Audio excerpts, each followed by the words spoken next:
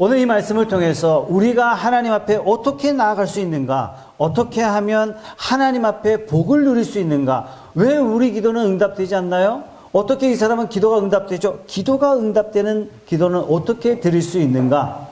하나님이 만나주시는 사람은 어떤 사람인가? 라는 그러한 내용을 가지고 여러분과 함께 말씀을 나누겠습니다. 자, 큰 그림을 한번 보겠습니다. 이스라엘 백성들이 멸망했어요. 쫄딱 망했어요. 바벨론의 포로로 끌려갔어요. 바벨론도 멸망했어요. 바사 제국, 페르시아 제국이 전 세계를 통치하게 됩니다. 결국 이스라엘 백성들이 하나님의 은혜를 받고 포로에서 이스라엘 본국으로 돌아오게 됩니다. 돌아오면서 쓰여진 하나님의 말씀이 역대상이에요. 그래서 역대상은 뭐로 시작해요? 족보.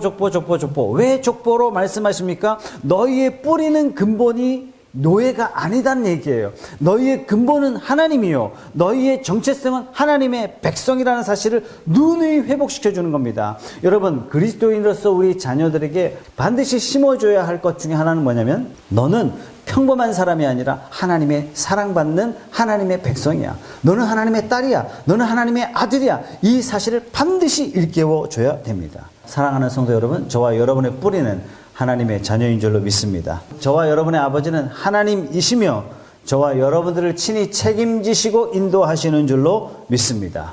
우리는 단순히 잘 먹고 잘 살기 위해서 태어난 존재가 아니에요. 저와 여러분에게는 하나님이 주신 거룩한 사명을 가진 존재임을 잊지 마시기 바랍니다. 에스라가 두 번째 성경 썼어요. 역대하 썼습니다. 역대하는 성전 건축으로 시작해요.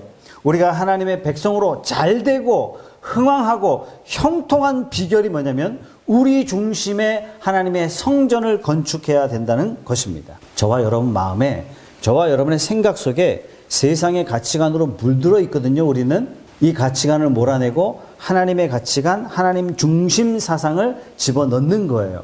우리가 하나님으로부터 멀어질 때 삶이 불안해요. 하나님으로부터 멀어질 때 인생의 역경이 옵니다. 그러나 성전을 가까이 하게 되면 하나님이 그 사랑을 풍족히 넣어주시고 저와 여러분들이 성전 중심 삼을 때 형통한 삶을 살게 될 줄로 믿으시기 바랍니다. 자, 오늘 1절의 말씀에 솔로몬이 또 노추로 제단을 만들었으니 이렇게 나와요. 노추로 만들었대요. 여러분, 민수기에 보면 놋뱀 기억하십니까? 놋이 뭐냐면 심판을 상징해요. 그러니까 놋뱀이란 뭐냐면 그리스도의 십자가를 상징합니다. 그리스도께서 우리 대신 당하실 저주를 상징하는 것이 놋뱀, 이렇게 됩니다.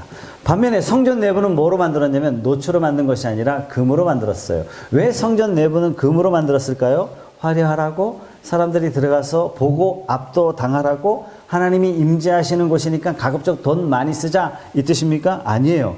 금이란 불변하는 하나님의 신성을 상징하고자 금으로 입혔습니다. 자, 본래 성막을 어떻게 만들었냐면 출애굽기 27장 1절의 말씀에 보면 다 같이 한번 읽어보죠. 시작. 너는 조각목으로 길이가 5규빗, 너비가 5규빗의 제단을 만들되 네모 반듯하게 하며 높이는 3규빗으로 하고, 원래 모세에게 명령한 번제단의 크기입니다. 근데 오늘 1절의 말씀하고 사뭇 크기가 다르죠. 아까 그림에서도 크기가 다른 것을 여러분들이 눈으로 확인했단 말이죠. 자, 길이가 20규빗이래요. 본래는 5규빗에서 5규빗이 2.5m입니다. 20규빗은 9m예요. 너비가 9m로 늘어났어요. 길이도 9m로 늘어났어요. 높이는 3규빗, 즉 1.3m에서 4.5m로 늘어났어요. 이거 수학적으로 계산해보면 부피가 얼마나 늘어났냐면 75배나 늘어났습니다. 자, 왜 이렇게 됐을까요? 광야교회는 모든 성막을 다 제사장들이 지고 가요. 작게 만들었어요. 인구도 적어요. 하나님의 세심한 배려죠, 그죠? 막 9m 만들어 놓고 니들 들고 와라 그러면 다 죽었을 거예요. 아무도 제사장 안 한다 그랬을 겁니다. 그런데 예루살렘 교회 솔로몬 시대의 이 제단은 이미 제국을 이루었어요. 이스라엘의 국민의 인구가 엄청나게 늘어났습니다. 엄청나게 많은 사람들이 하나님 앞에 나와요. 엄청나게 많은 제물을, 제사를 드릴 수 있도록 제단을 크게 만들게 됩니다. 제단만 큰 게 아니라 성전 자체도 크죠. 물두멍 크죠. 모든 게 다 커졌어요. 자, 커졌지만 그 성전이 갖고 있는 본래 의미는 우리가 바르게 이해를 해야 됩니다. 광야의 성막, 텐트죠, 텐트. 그다음에 지금의 성전, 이것들은 다 예수 그리스도를 상징한다라고 말씀을 드렸어요. 하나님께서 우리 인간에게 예수를 아무리 설명해도 이해를 못해요. 그죠? 그러니까 성막, 성전을 통해서 예수 그리스도를 희미하게 알려주시는 거예요. 최초의 성막은 텐트예요. 솔로몬 때 만들었다 그래서 별칭으로 솔로몬 성전. 이게 멸망당하죠, 나중에. 그래서 포로로 끌려갔던 에스라, 느헤미야, 수르바벨이 돌아와서 무너진 성전을 다시 건축해요. 이것을 우리는 뭐라고 이야기하냐면 수르바벨 성전. 이때 느헤미야는 뭐였어요? 성전 밖에 있는 이스라엘의 성을 다시 재건하는 일을 느헤미야가 하게 됩니다. 이것도 나중에 무너지죠.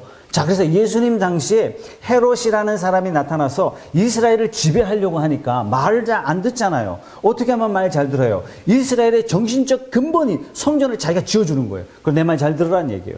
그래서 그걸 황금으로 짓습니다. 어마어마하게 그 성전을 지어요. 지어진 이 성전 때문에 교회의 모든 지도자들이 누구 앞에 무릎을 꿇기 시작해요? 헤롯 앞에 무릎 꿇기 시작하는 거예요. 종교 지도자들이, 바리새인들이 그때 나타나게 되는 것입니다. 자, 이스라엘 백성들이 수르바벨 건축, 솔로몬 성전이 무너지고 수르바벨이 포로에서 돌아와서 성전을 지을 때 성전을 지을 만한 제목들 없었어요. 기술자들 없었어요. 그래서 그때 당시에 임시 방편으로 성전을 어떻게 짓냐면 나무로 성전을 짓게 됩니다. 나무로 지어진 이 성전을 보고 이스라엘 사람들이 대성통곡해요. 이전의 영광은 대단했는데 지금은 너무 초라하다는 얘기예요. 대성통곡하는 이 이스라엘 백성들을 바라보시고 하나님이 이렇게 말씀하십니다. 은도 내 것이요 금도 내 것이라 만군의 여호와의 말이니라. 이 성전의 나중 영광이 이전 영광보다 크리라. 만군의 여호와의 말이니라. 내가 이전에 평강을 주리라. 만군의 여호와의 말이니라. 여러분, 금이나 은으로 지으면 하나님이 기뻐하시고 나무로 지으면 하나님이 슬퍼하실까요? 성전을 통해서 우리에게 궁극적으로 전하시고자 하시는 메시지는 딱 하나예요. 장차 너희에게 영광의 주 메시아를 보내주겠다. 그분이 오시면 이전의 모든 영광보다 더 위대하리라. 이렇게 말씀하시는 겁니다.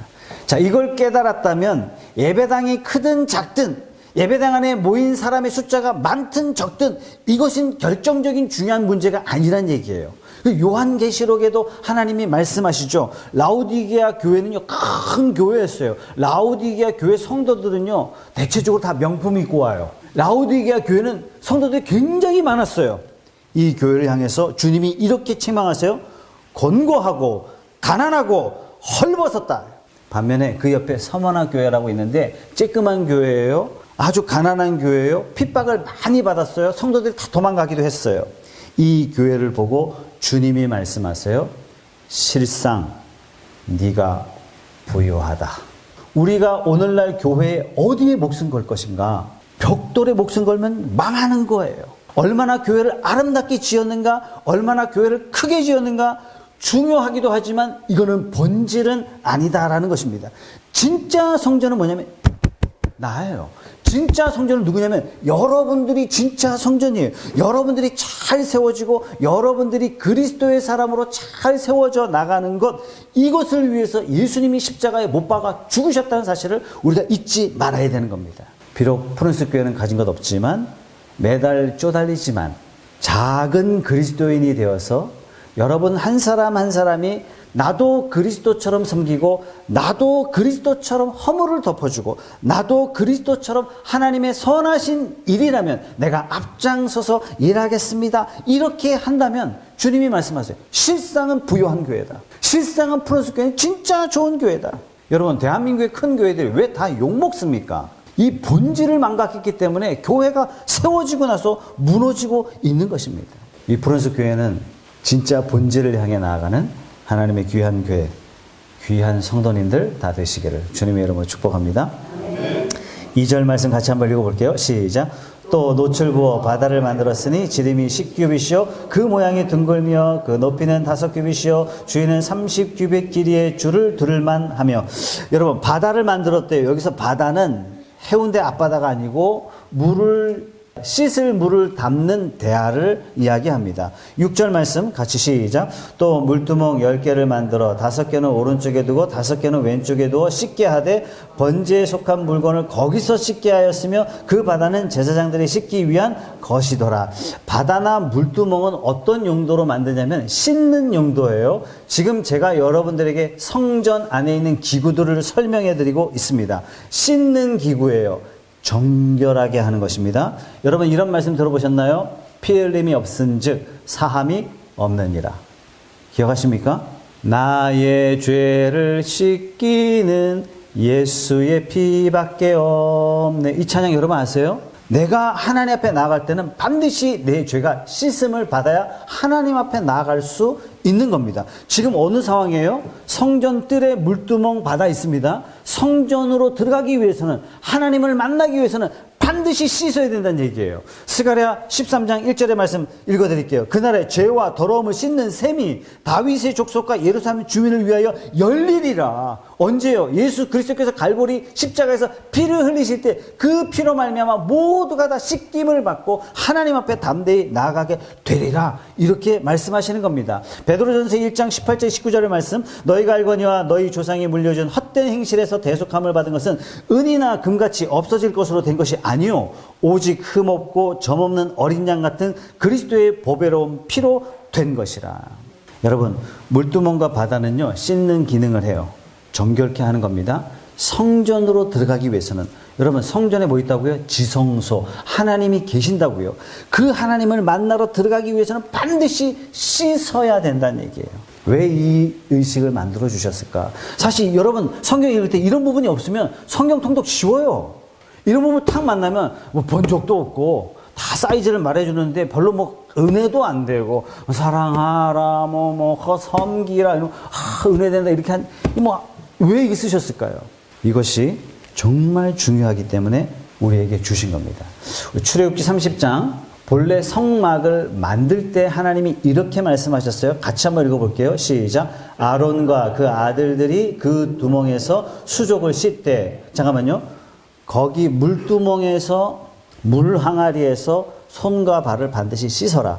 그들이 회막에 들어갈 때 물로 씻어 죽기를 면할 것이요 제단에 가까이 가서 그 직분을 행하여 여호와 앞에 화제를 살을 때에도 그리할지니라. 여러분 죄가 있는 상태에서는 하나님 앞에 나올 수가 없는 거예요. 죄 있는 상태에서는 하나님 앞에 나아갈 수 없도록 돼 있단 말이에요. 죄가 있는 상태에서 너 내 앞에 나오지 마 이렇게 말씀하시는 거예요. 여러분 이 말씀을 우리가 잘 새겨야 돼요. 예수님도 이렇게 말씀하셨어요. 마태복음 5장 23절 24절 말씀에 그러므로 예물을 제단에 드리려다가 예물을 드린다는 말은 뭡니까? 하나님 앞에 예배한다는 얘기예요. 하나님 앞에 드리고 하나님 받으신다는 얘기예요. 하나님과 내가 오이코노스 교제가 이루어진다는 얘기예요. 예물을 드리려고 왔다가 네 형제에게 원망 들을 만한 일이 생각나거든. 뭐 하라고요? 예물을 제단 앞에 두고 먼저 가서 형제와 화목하고 그 후에 와서 예물을 드려라. 안 받겠다는 얘기예요. 예배 안 받겠다는 얘기예요. 하나님과 그 사람이 소통이 이루어질 수 없다는 얘기예요. 형제를 욕했어요. 형제를 무시했어요. 그래서 원망을 듣게 됐어요. 이 상태로 하나님 앞에 나가지 마라 이거예요.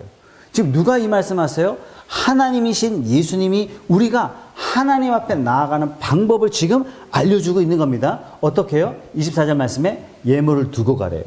예물을 가지고 갔다가는 다 까먹고 돌아올 걸 하나님이 다 아시니까 인간이 그만큼 돈 앞에요 약하다는 얘기예요. 온갖 잔머리 다 굴려가지고 헌금 다 까먹은 다음에 와서 하나님 저 용서해 주실 거죠? 이렇게 한단 말이죠. 예물을 드린다는 얘기는 하나님이 받으시겠다 이런 뜻입니다. 하나님이 연락하시겠다는 뜻이에요. 예배 드리기 전에 먼저 뭐 하라? 죄를 씻고 하라. 죄 있는 상태에서 내 앞에 나오지 말라. 이렇게 말씀하시는 거예요.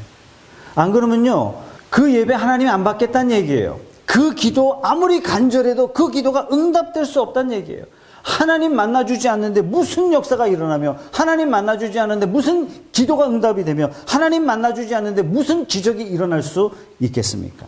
여러분, 오늘날 이 시대에 가장 안타까운 건 뭐냐면 죄가 뭔지 잘 몰라요. 그 자신이 지은 죄가 얼마나 칠흑 같은지 잘 몰라요. 하나님 앞에 이 죄가 엄청난 죄라는 사실에 둔감하려고 해요. 내가 죄의식을 가지면 가질수록 마음이 불안해지니까 그걸 잊어버리려고 한단 말이죠. 여러분, 이 상태에서는 우리가 하나님 앞에 드려지는 예배가 연락될 수 없다는 얘기예요. 사랑하는 성도 여러분, 지금은 은혜의 때입니다. 여러분, 금요일, 불타는 금요일이죠. 불타는 금요일. 불타는 금요일, 여러분의 죄를 태우시기 바랍니다. 불타는 금요일, 많은 사람들이 마음에 묶였던, 마음에 정리되었던 것도 풀고 어떻게 해요? 같이 죄짓자예요. 같이 죄짓자. 이 밤을 불살라보자예요. 와, 이 미치겠다는 얘기예요. 마구마구 죄짓는데 나 혼자 죄지으면 양심이 사이렌을 울리니까 어떻게 해요? 같이 죄짓자예요. 여러분, 여기에 동요되어서는 절대로 안 됩니다. 여러분, 세상을 기웃거렸던 룻의 인생이 어떻게 됐나? 창세기를 읽어보세요. 하나님이 구원에서 빠져나오는 중에 룻의 아내는 세상을 흠모하다가 어떻게 변했는지 여러분들이 너무나 잘 아시잖아요. 야곱의 딸 디나가 세상을 기웃거리다가 어떻게 됐어요? 강간당했어요. 성도로 부름받은 저와 여러분들의 금요일은요, 이렇게 보내면 어떨까요? 여러분들에게 제안합니다. 목회자로서 금요일날 가족들과 모여서 회개하는 날로 정하십시오. 예수님 언제 돌아가셨어요? 무슨 요일에 돌아가셨어요? 금요일이에요.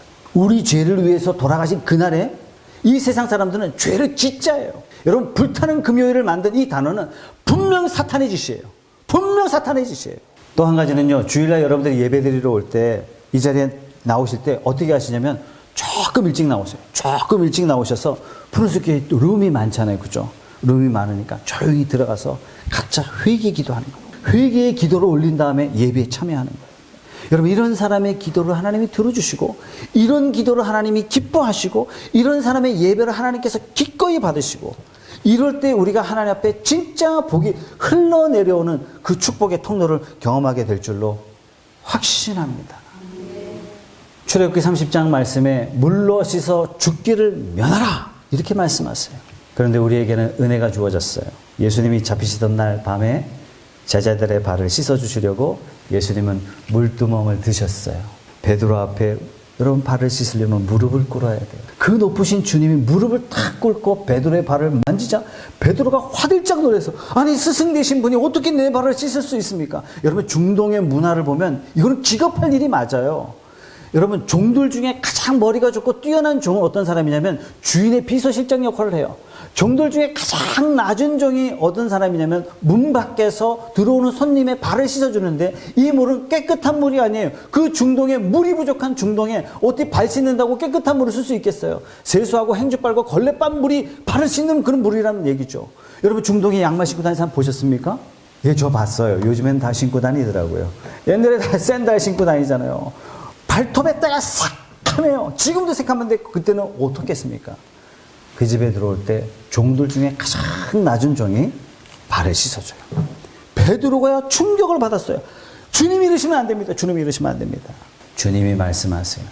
내가 너를 씻기지 않으면 나와 상관이 없느니라. 여러분, 이 말이 너 천국에 못 가. 내가 너를 씻어주지 않으면 너는 아버지의 아들이 될 수 없어. 내가 너를 씻어주지 않으면 너의 인생은 여기서 멸망의 자손이 되는 거야. 베드로가 이야기합니다. 주님, 그렇다면 내 손도 씻어주시고요. 그렇다면 목욕까지 머리도 다 씻어주십시오. 예수님 대답하세요. 이미 목욕한 자는 발밖에 씻을 필요가 없느니라. 여러분, 발을 씻는다는 건 뭡니까? 앞으로 우리 푸른숲교회도 입구에다가 물두멍 갖다 놓을까요? 이슬람 그렇게 하죠. 여러분들이 지금 이슬람 사원 들어가려면 발 씻고 들어가야 돼요. 여기서 발을 씻는다는 것은요, 회개하는 겁니다. 스스로 혼자 씻을 수 없는 죄가 있어요. 그때는 누군가로부터 반드시 용서함을 받아야 돼요. 여러분, 교회의 가장 큰 특징이 뭐냐면 서로 용서하고 서로 용납하는 게 교회예요.